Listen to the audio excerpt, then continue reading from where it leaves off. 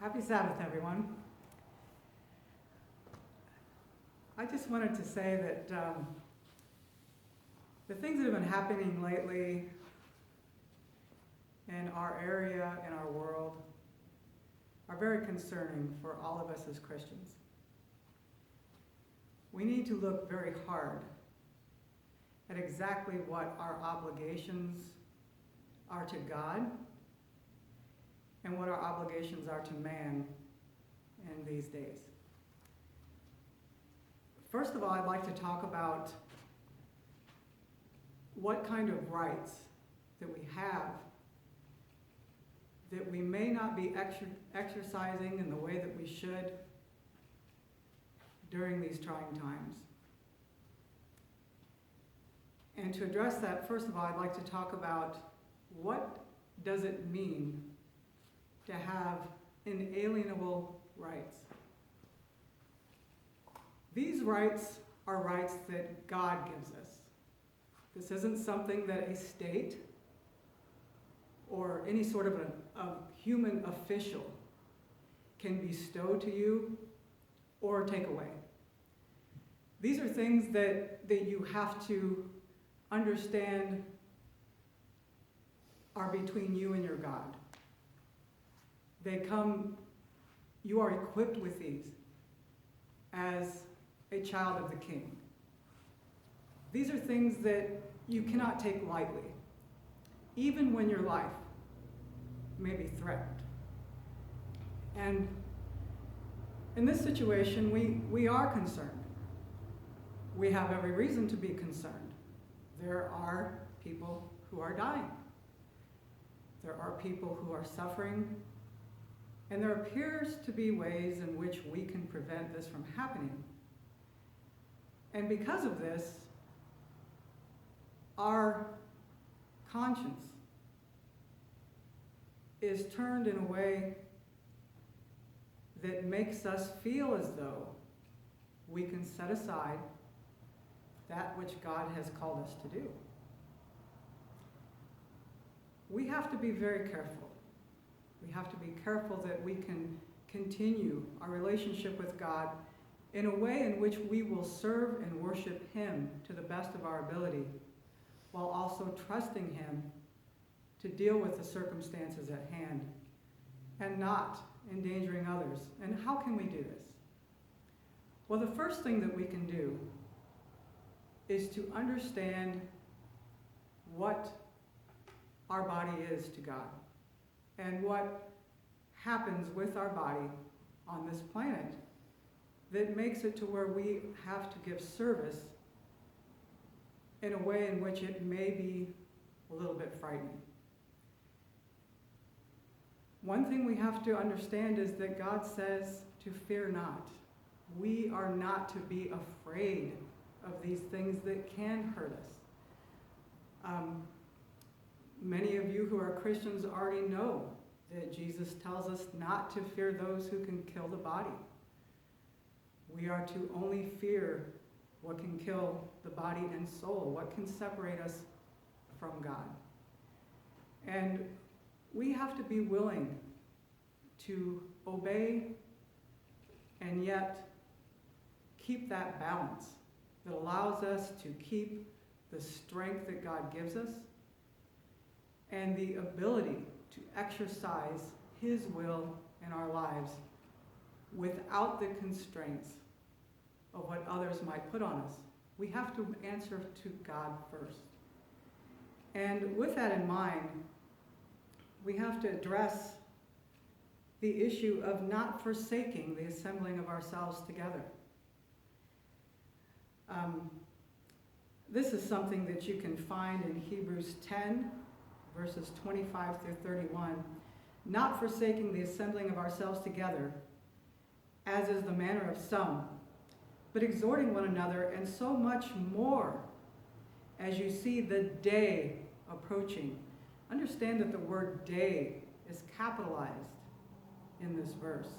We have to understand that the second coming of Jesus is actually shown to be very close at hand just by the events that are currently happening. Bible scholars and those who for their whole lives have read these prophecies and read these promises, and they have come to this very day where we are right now and see that the enemy is attacking. And what ways will the enemy try to attack?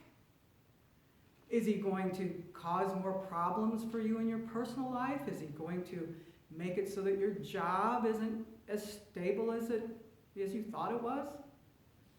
These are all important things. But what is most important here, and what has got everybody staying in their homes right now? It's the idea that the body that God gave us, can be ended by these things. And we as Christians, we must remember, this isn't something that we need to fear. We need to be careful, we need to be courageous, but we need to also put a balance here. And we need to remember that this is Matthew 18, verse 20. For where two or more, well, in this version, this is the New King James Version, for where two or more, or two or three are gathered together in my name, I am there in the midst of them. There are people with this pandemic that probably should, based on the health that they have and the problems that they have and the relationship that they have with their Creator, that they know that they could possibly be putting themselves at risk by being in a situation where viruses are there, the unseen enemy is attacking. And those people, between themselves and God, may want to stay where they feel safe, where they're not being exposed to these elements. But what about the people who are not as likely to be affected by this? Could it be that this attack is, as the Bible explains so sincerely, that we fight not against flesh and blood, but against principalities and powers and the rulers of darkness? We need to remember that what is being attacked here? It is the body. What does the Bible say that the body is? The body is the temple of the Holy Spirit.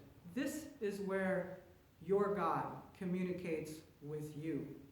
You no longer have to go to a building to worship, although that is very nice, and it's fun to be able to do so, and we are supposed to get together as believers. But the Spirit of God is communicating with us through the Holy Spirit, and our body is that temple. This is an attack on God's temple. This virus is an attack on the temple of God.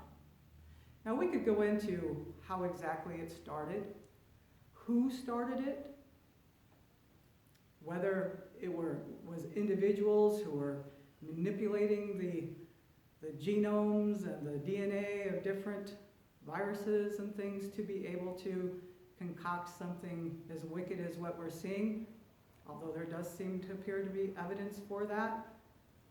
Either way, we know who's in control of that. It is not God who put this in motion. It is God who's there to put up the stops.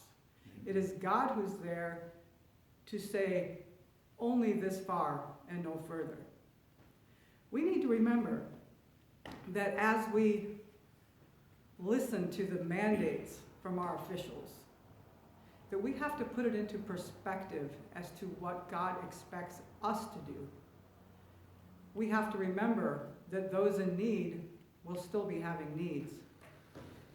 The idea that the government can come in and tell us how we are to meet those needs may not be in the best interest of those God wishes us to help. We have to keep that in mind, that as we're looking for a way out of this mess, that God is our only hope for this. We have to remember that he gave us instruction in his holy word that tells us that we are supposed to take care of our bodies. We are supposed to nourish our bodies. We are supposed to be concerned about what goes in our bodies. And we even have a menu that we can look at as to what animals we should and should not eat, found in the Bible. There's a lot of speculation about the involvement of bats and whatever animals that the Bible clearly states that we are not supposed to consume as being propagators of this virus.